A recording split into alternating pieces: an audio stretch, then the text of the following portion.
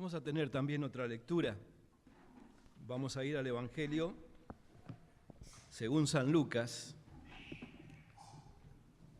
el capítulo número 23.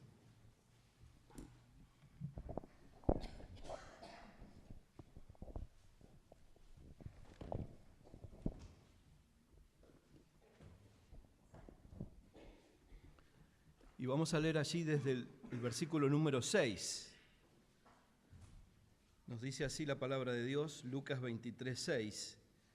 Y entonces Pilato, oyendo decir Galilea, preguntó si el hombre era Galileo.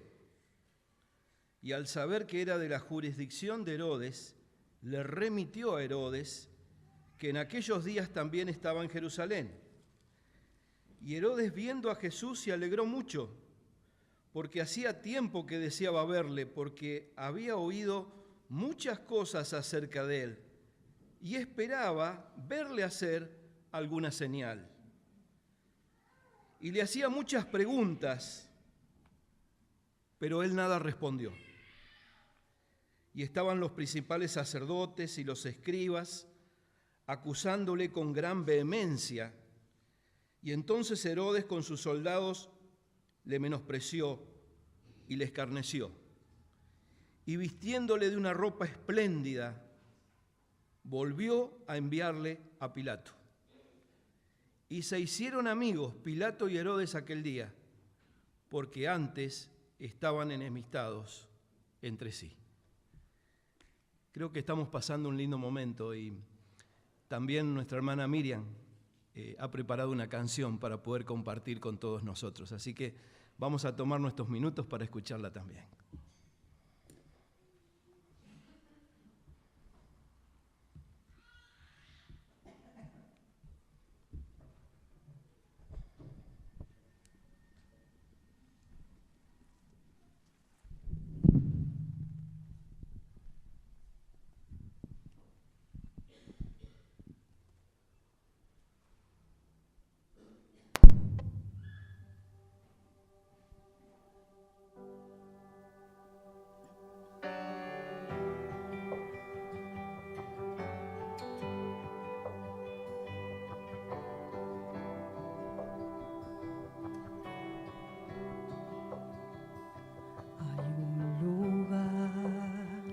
Donde su amor reinando está, corrientes de gracia fluyen con libertad, donde su amor es sin igual, fluyendo está como un caudal.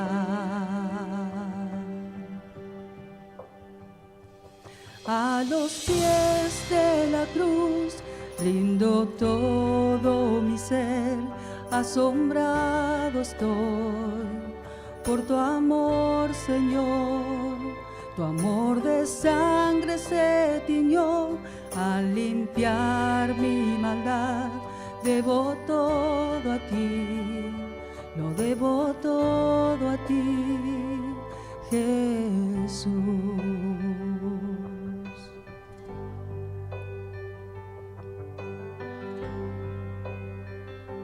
Hay un lugar donde la maldad pierde poder.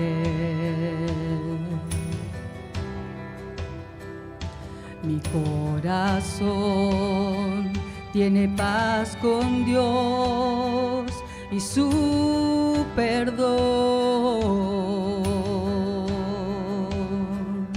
donde su amor es sin igual, fluyendo está como un caudal. A los pies de la cruz rindo todo mi ser, asombrado estoy por tu amor, Señor. Tu amor de sangre se tiñó Al limpiar mi maldad, debo todo a ti, lo debo todo a ti. Mi fe está en tu cruz, en tu nombre, Jesús.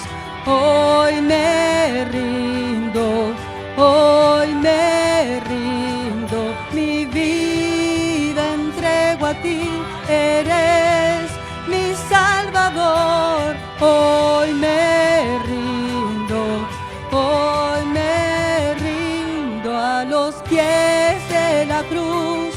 Dejo todo mi ser, asombrado estoy por tu amor, Señor. Tu amor de sangre se tiñó al limpiar mi maldad. Debo todo a ti, lo debo todo a ti. A los pies de la cruz rindo todo mi ser, asombrado estoy por tu amor, Señor. Tu amor de sangre se tiñó al limpiar mi maldad. Debo todo a ti, lo debo todo a ti, debo todo a ti, lo debo todo a ti, Jesús.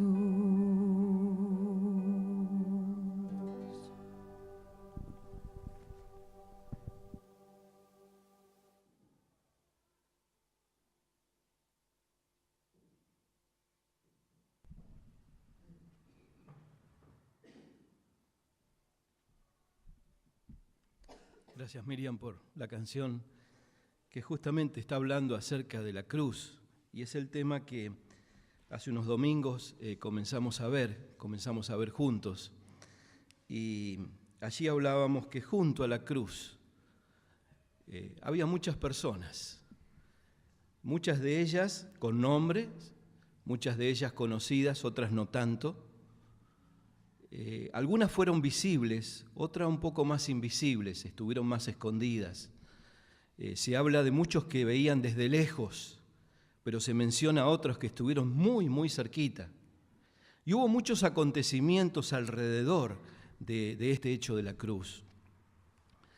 Y veníamos viendo en primer lugar al gobernador puesto por Roma, que era nada más ni nada menos que Pilato, aquel que pudo lavarse las manos delante del pueblo diciendo: yo nada tengo que ver con Jesús, pero sin embargo ya estaba decidiendo, como hemos dicho, porque no podemos ser neutrales ante Dios y ante Jesús. O tomamos un rumbo o tomamos el otro, o estamos con Él o no somos nada, o somos hijos de Dios o no lo somos. Pilato ese día, lavándose las manos, decidió, y decidió mal. Estuvimos viendo también el caso de los soldados, aquellos que estaban tan cerca de la cruz, pero tan lejos de Jesús.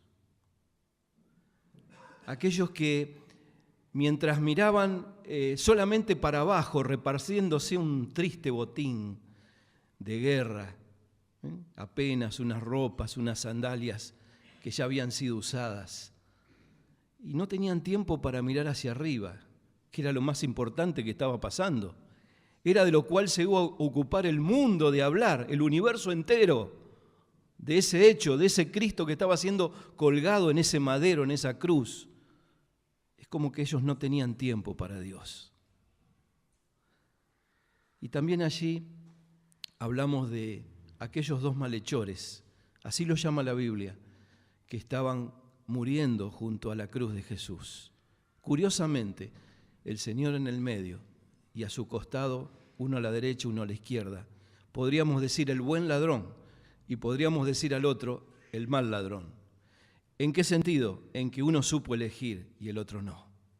Porque uno en el último suspiro de su vida alcanzó a decir: Señor, perdóname y llévame contigo al cielo. En cambio el otro, desde que empezó hasta que fue su final, no terminó de blasfemar, de burlarse, y nunca se arrepintió, ni se dio cuenta que al lado de él estaba el único o la única persona que podía llevarle a la eternidad. Y hoy nos toca ver por lo menos un testigo más. Y este testigo es de quien acabamos de leer en Lucas, capítulo 23. Y se trata de aquel llamado rey o tetrarca, así es llamado, Herodes el tetrarca en la Biblia. Y esto a veces ha traído confusión para aquellos que han usado los libros de historia, hasta se han animado a decir, la Biblia se equivoca, porque no está bien, no era Herodes en los tiempos del Señor. Sin embargo, no hay ninguna contradicción. Es más, la historia permite acercarnos a la verdad y a decir con certeza quiénes eran estos Herodes, porque no era uno solo, fueron varios, los que pasaron justamente entre el período en que nació el Señor hasta el período de los Hechos de los Apóstoles. Porque aún escuchamos hablar de los Herodes, y digo los Herodes, hasta más o menos mediados del capítulo de los Hechos. Hasta allí es nombrado el último, que se llamaba Agripa. Pero comenzamos por el primero. El primero se llamó Herodes el Grande. Y les quiero hacer esta aclaración. Herodes era algo así como podríamos decir hoy el apellido de una familia. Por eso que encontramos a varios Herodes que pasan por la Biblia. Y lo queremos aclarar de una manera sencilla, simple, para que lo podamos entender. Cuando hablamos de Herodes el Grande, es aquel que aparece, por ejemplo, en Mateo capítulo 2. Y ustedes lo van a recordar a este rey, Herodes el Grande. La historia dice que ha sido un rey que ha hecho muchas edificaciones, que se dedicó mucho a lo que diríamos hoy la obra pública.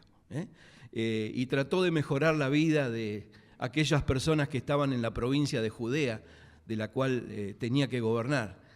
Pero Herodes el Grande realmente se hizo famoso porque cuando nació el Señor sintió celos y mandó a matar, ¿se acuerdan con esa ordenanza?, a todos los niños menores de 2 años que hayan nacido en Belén y los alrededores. Lamentablemente, a este Herodes lo vamos a recordar siempre por esta gran matanza que organizó en la época en la que nació nada más ni nada menos que el Señor Jesucristo. Cuando nos acercamos al segundo Herodes, porque este Herodes se casó 5 veces y las 5 veces tuvo hijos, así que él es el que nos proporciona un gran lío de poder armar un rompecabezas para poder llegar al libro de los Hechos y descubrir quién era uno y quién era el otro. Pero el Herodes del cual estamos ocupándonos en este momento, capítulo 23 de Lucas, y también se lo menciona en los otros evangelios, es el Herodes llamado Antipas o Antipas. En muchos libros lo he encontrado con el acento en la A. Yo lo conocí siempre como Antipas, pero este es el del cual nos estamos ocupando, que viene a ser hijo de Herodes el Grande, uno de los tantos hijos que tuvo. Después de esto nos vamos a el último Herodes que encontramos en la Biblia, que ya aparece más precisamente en el libro de los Hechos. Es muy interesante este Herodes porque es el Agripa. Y Agripa, bueno, tiene también es el hijo de la 5ª mujer que tuvo Herodes el Grande. No los quiero confundir, pero digamos, este rey escuchó a Pablo en su alocución defendiéndose en un juicio y fue el que dijo, ¿se acuerdan esta frase? Pero por poco, dice, me persuades a que me haga cristiano, después de haberlo escuchado a Pablo, ¿no? Y también tuvo un triste final que es contado allí en el capítulo 12 del libro de los Hechos. O sea, que esto es para que más o menos entendamos y nos ubiquemos dónde estamos. Estamos ahora ubicados en el capítulo 23 de Lucas y estamos con Herodes Antipas. Y tristemente Herodes Antipas va a ser conocido por nosotros por 2 hechos puntuales y justamente tienen que ver, como tristemente con su padre, por la matanza, el asesinato de 2 personas. Por eso es más famoso que por lo otro. Se dice que fue un buen gobernante para Israel, aunque era nacido en Roma. Se crió en Roma, fue educado en Roma, junto con su hermano Felipe, o mejor dicho, su hermanastro sería, Felipe. Bueno, juntos habían recibido una educación, una religión, pero por conveniencia se hizo judío. Es por eso que no era demasiado querido allí donde estaba. Este hombre fue, por ejemplo, aquel que edificó la ciudad de Tiberíades, en honor a Tiberio, el romano. Y entre otras edificaciones que también levantó en esta época. Pero más que nada fue conocido por un hecho que fue escandaloso para la época. Él, estando casado con una mujer, hija de un rey árabe, se enamoró de su sobrina, que se llamaba Herodías. Era la hija de su hermanastro, Felipe. Y le pidió que abandonara a su marido y se casara con él. Y esto fue lo que sucedió. Hizo pareja con ella, vivió de esa manera, pero le tocó vivir en una época donde alguien le señaló su pecado. ¿Se acuerdan quién fue? Llamado Juan el Bautista. Nada más ni nada menos que el primo del Señor. Aquel que la Biblia señala como la persona encargada de preparar el camino por el cual iba a andar el Señor. Aquel que era necesario que viniera para despertar al pueblo y decirle: escuchen atentamente, porque el que va a venir es el Mesías, es el enviado de Dios. Bueno, en el tiempo que sucedió este escándalo verdadero en ese lugar también estaba Juan. Y Juan le dijo las cosas tal cual eran. Le habló al corazón y le dijo con sinceridad lo que Dios pensaba acerca de lo que él había hecho y estaba haciendo. Dice la Biblia que este hombre, este rey, este tetrarca, como es llamado Herodes, era un hombre que escuchaba mucho a Juan. Es más, le agradaban las palabras de Juan, aunque Juan era muy tajante. Pero hay alguien que no soportó lo que Juan decía. ¿Y saben quién era? Herodías, su mujer. Por lo tanto, influenció sobre Herodes de tal manera que en una fiesta, esto está relatado en la Biblia también, le pidió como un trofeo, como un premio, que le trajera en una bandeja la cabeza de Juan el Bautista, al cual odiaba. Y Herodes no tuvo problemas en poner en prisión primero a Juan el Bautista, y no tuvo esa noche ningún problema en traer la cabeza cortada y presentársela a su mujer Herodías, como diciendo: estoy tan enamorado de ti que mira lo que soy capaz de hacer. Y es por eso que empezó a mostrar de esta manera Herodes la perversidad que había en su corazón, la maldad que había en él, a tal punto que se estaba cerrando completamente para Dios. Estaba mostrando en las tinieblas que vivía y que no aceptaba que Dios le hablara de manera simple y sencilla, haciéndole dar cuenta de que no podía seguir viviendo de esa manera. Le importaban más los placeres pasajeros. Le importaba más el amor a sí mismo, el amor al poder y al poder estar viviendo cada día como el gobernante de aquella región, sin importarle la ley de Dios y lo que sus mensajeros decían. Pero Herodes tuvo un segundo encuentro. Y este encuentro fue una cosa inesperada.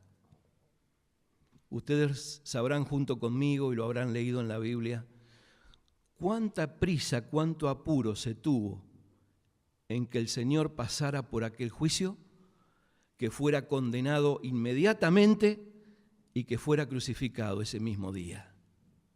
Se venía la Pascua y había que hacer todo en una noche. Y eso fue lo que hicieron. Por eso es que, como lo recordamos ese domingo anterior, primero fue ante Pilato y Pilato dijo, no, si es un caso de blasfemia, yo no tengo nada que ver, llévenselo al tetrarca, llévenselo a Herodes.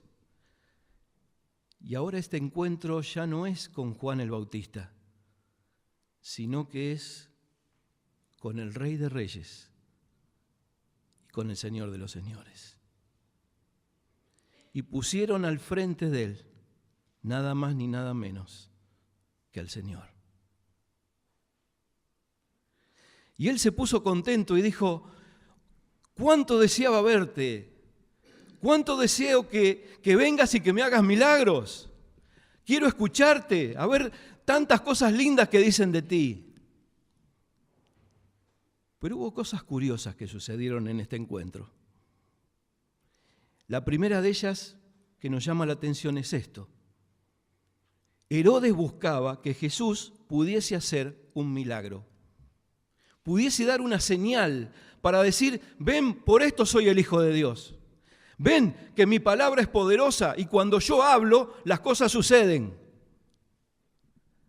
Pero el Señor Jesús no quería ganarse el favor de ese rey, ni tampoco de los sumos sacerdotes, ni tampoco el de Pilatos. Por eso es que el Señor dice, no hizo ninguna señal, ni hizo ningún milagro. Ya todo lo que tenía que hacer, lo había hecho. Todo lo que tenía que decir, ya lo había dicho. Qué cosa extraña, cuando el Señor fue llamado por un ciego, ¿se acuerdan?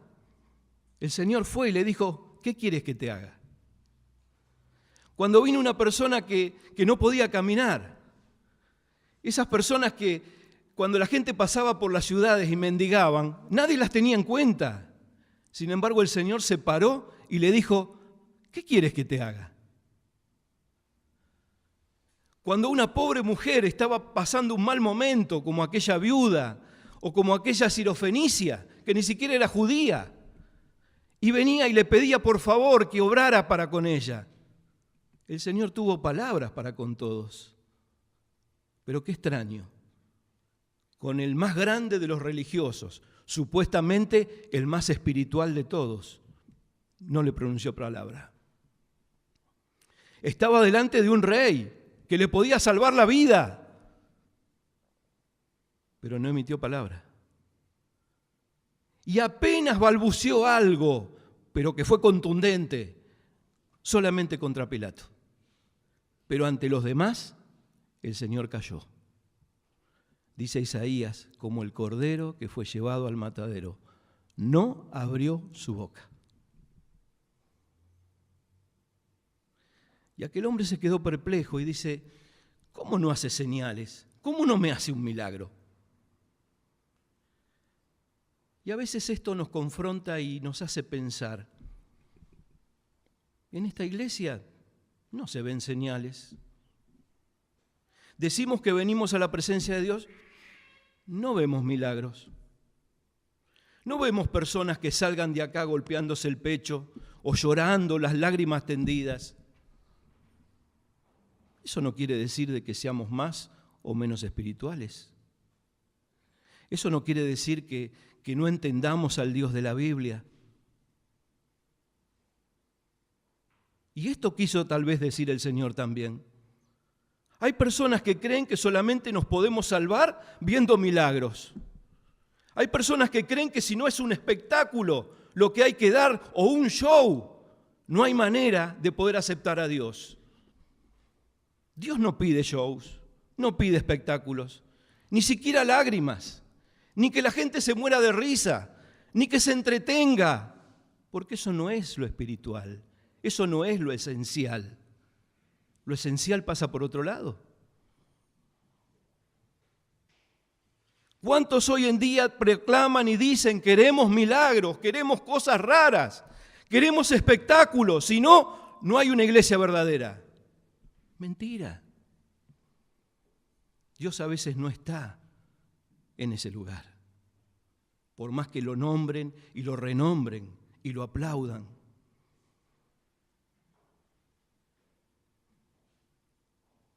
Escuchábamos el domingo pasado, fueron las mismas palabras del Señor.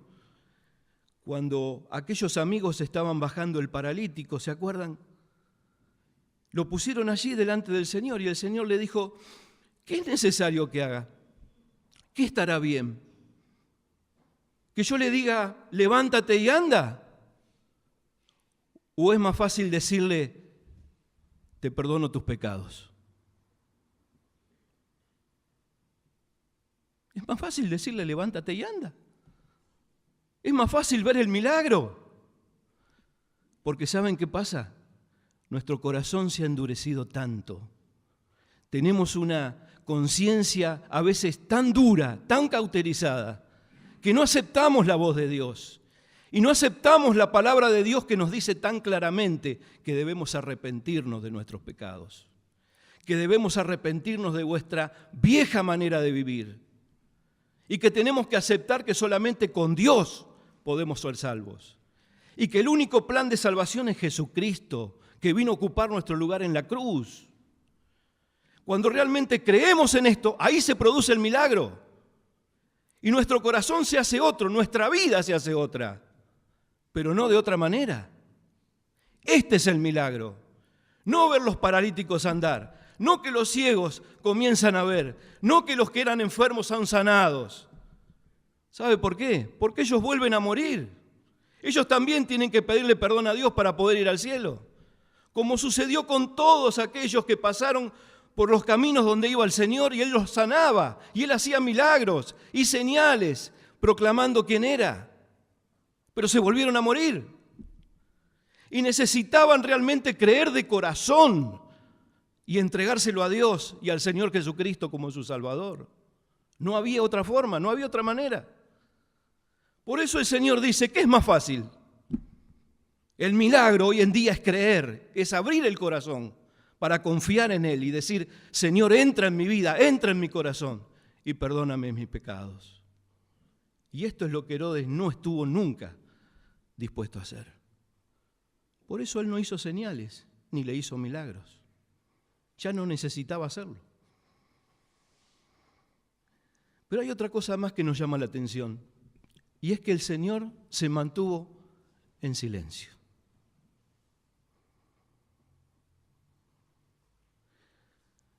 A veces el silencio dice mucho más que 1000 palabras. A veces pensamos, cuando estamos así, vieron en el tiempo de libertad, para poder orar, para poder cantar, y escuchamos silencios prolongados.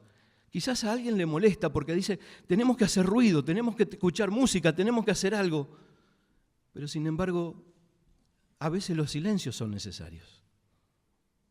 Si yo hablara hoy de corrido, ustedes dirían, basta, ya basta. Tiene que hacer por lo menos una pausa, tiene que hacer por lo menos un silencio. Si no, es imposible entender lo que está diciendo. Los silencios son necesarios. Así también como las palabras. Pero el Señor ante este hombre prefirió el silencio.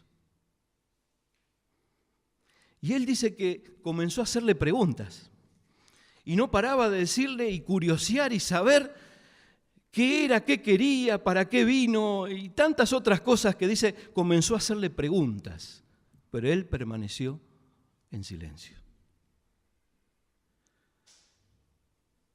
Yo creo que en ese silencio el Señor le estaba recordando acerca de su primo Juan.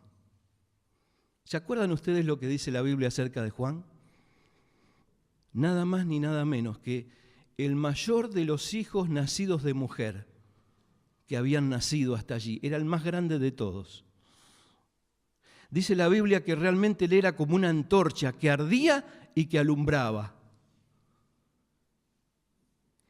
Y dice algo más, dice, es la voz que clama en el desierto. ¿Se acuerdan de todo eso? Bueno, es como que si el Señor lo recordara en ese momento y se lo estuviera diciendo en el silencio. Hubo una voz que ya clamó que ya habló a tu corazón, ya no son más necesarias las palabras.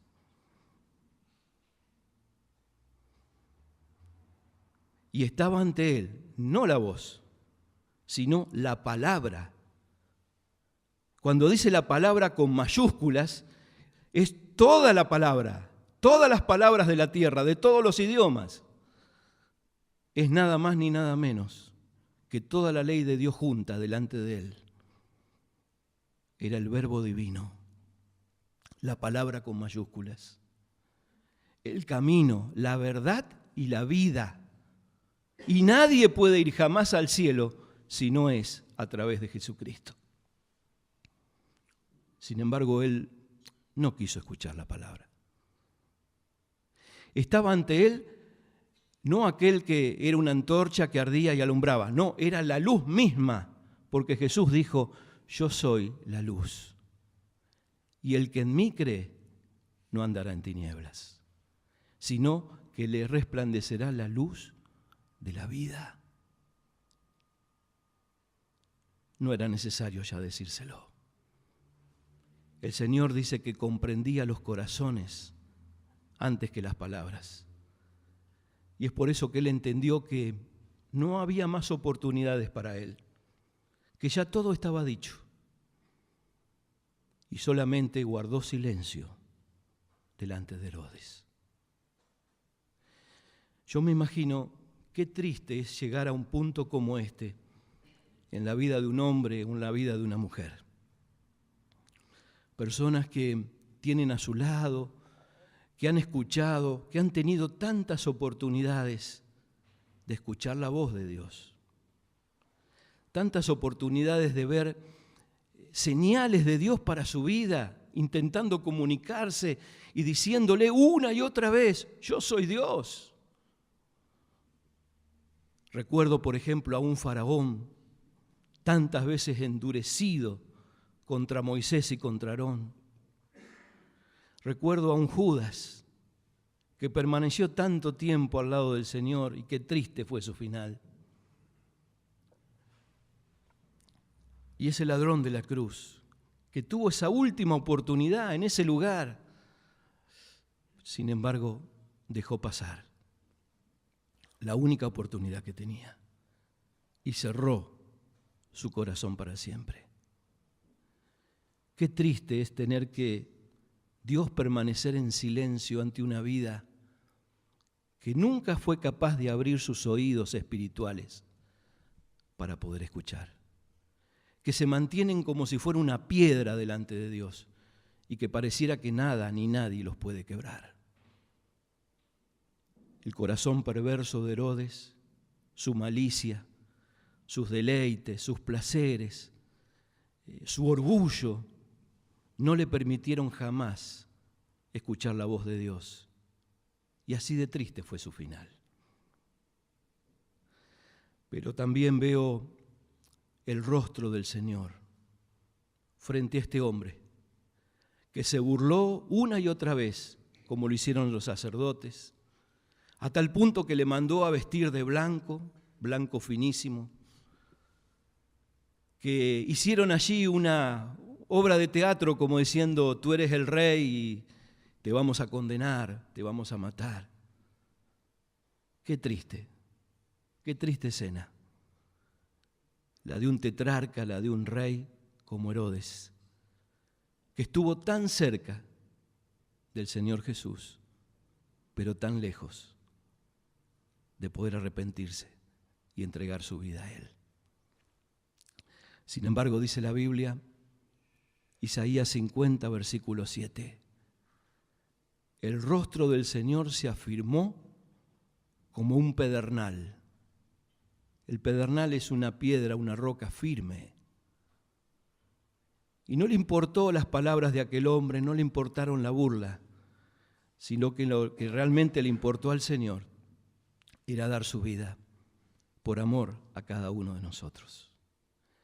Tal como lo dice el versículo que tantas veces repetimos, porque de tal manera Dios nos amó, que ha dado a su Hijo Jesucristo, para que todo aquel que en Él cree, dice la Biblia, cree por la fe, ya es un hijo de Dios y no va a ser condenado. Lamentablemente no fue la experiencia de Herodes. Pero Cristo vino firme con esa idea, con ese propósito, a dar su vida por amor a aquellos que quisieran creer y confiar en Él. Hoy un grupo de sus hijos, de quienes hemos confiado en Él, estamos rodeando esta mesa. Y tenemos dos simples símbolos, el pan y el fruto de la vid. Y a través de ellos vamos a recordar ese cuerpo que fue roto, partido, como será el pan, por nuestros pecados. Aquella sangre que fue derramada para quitar nuestra maldad. Vamos a recordar ese momento del cual el Señor Jesús nos hablara tantas veces, que era el propósito para el que Él venía.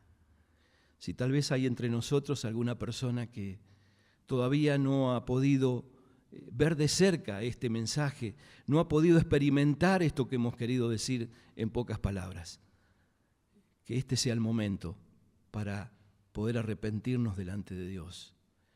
Pedirle a Él que borre de nosotros, quite de nosotros toda maldad y todo pecado y nos permita tener de ahora en más una nueva vida junto a Él. Vamos a compartir el pan, oramos por Él. Padre, gracias por este momento, gracias por lo que el Señor Jesús hizo por amor a cada uno de nosotros. Gracias porque Él, pudiendo tener el poder y la ayuda necesaria para escapar a esta situación, sabía que era su propósito, su misión, haber nacido para morir, tal cual como Él lo expresó. Y gracias, Señor, porque lo hizo por amor a muchos de los que estamos aquí. Pero realmente quisiéramos decir por todos los que estamos aquí. Padre, que al tomar el pan podamos pensar en nosotros, que al tomar este pan podamos realmente serte agradecidos y en este momento derramar como una ofrenda a nuestro corazón, por tanto amor, por tanta misericordia y porque tú te has llegado a nuestras vidas. Lo agradecemos una vez más y lo recordamos hoy, en el nombre que sobre todo otro nombre, el nombre del Señor Jesús. Amén.